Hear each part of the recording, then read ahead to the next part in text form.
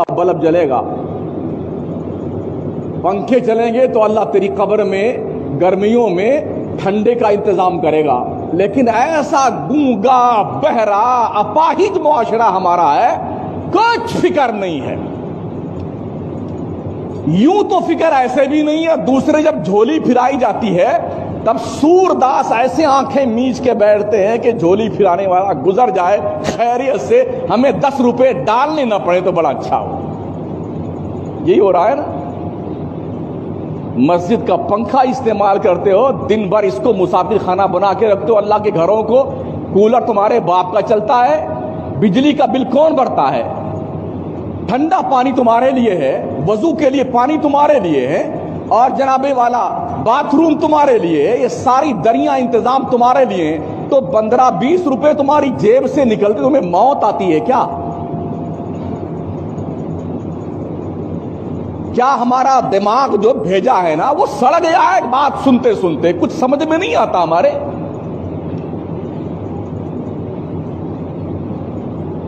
पूछो ना कमेटी वालों से कितना बिल भरना पड़ता महीने में। एक एक आदमी एक एक कूलर चला के सोता जैसे इसके बाप की प्रॉपर्टी है, मस्जिद नहीं है ये। अगर हमने आज के बाद देख रहे धक्के मार के निकालेंगे उसको समझ नहीं आता इस बात को। सुबह फजर से लेके बेटे दोपहर 2 बजे तक सोते हैं मस्जिद में। जब एक पंखे में 5-7 आदमी सो सकते हैं, एक कूलर के सामने 8-10 आदमी आराम कर सकते हैं, तो अलग अलग कूलर चला के अलग अलग पंखे चला करके सोना तुम्हारे बाप की प्रॉपर्टी है मस्जिद।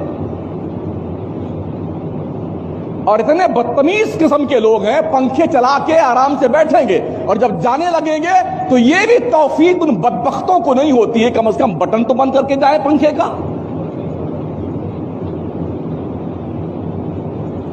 अरे मुसलमान हैं या ईंट पत्थर हैं आप? कुछ भेजे में बात समझ में नहीं आती है क्या? गैरों के यहां आपका तो ज्यादा साबका, कभी गुरुद्वारे में कभी मंदिर में, लोग वहां पर जो रफाही काम करते हैं ना, जो हमने पढ़ा है, जो हमने सुना है, लाखों लाखों रुपए डोनेशन देने के लिए लोग लाइन में खड़े रहते हैं, महीनों बाद नंबर आता है, महीनों बाद। इसे जानते हो नहीं आप लोग? फिर तुम कहां मर जाते हो जब तुम्हारी मस्जिद की बारी आती है? तुम्हारे दिमाग की बत्तियां क्यों बुझ जाती हैं जब मस्जिद में आते हो? तो क्या ये समझते हो कि हमारे मोहल्ले की मस्जिद है? हमारी मस्जिद तुम्हारे बाप की नहीं है ना, हमारे बाप की मस्जिद, मस्जिद खुदा का घर है, खुदा का। सुन लिया? हाँ, ये अल्लाह का घर है, किसी के बाप की प्रॉपर्टी नहीं है मस्जिद। शराफत से नमाज पढ़ने आइए, इंसानियत से रहिए मस्जिद में, अल्लाह घर में। मस्जिद को चौपाल बना लिया तुमने यार। 5 माह बैठे गप्पे लड़ा रहे हैं, 10 माह बैठे डींगे मार रहे हैं। इसी काम के लिए रमजान आया हुआ क्या? तुम्हारी डींगे सुनने के लिए, तुम्हारी बकवास सुनने के लिए रमजान आया है?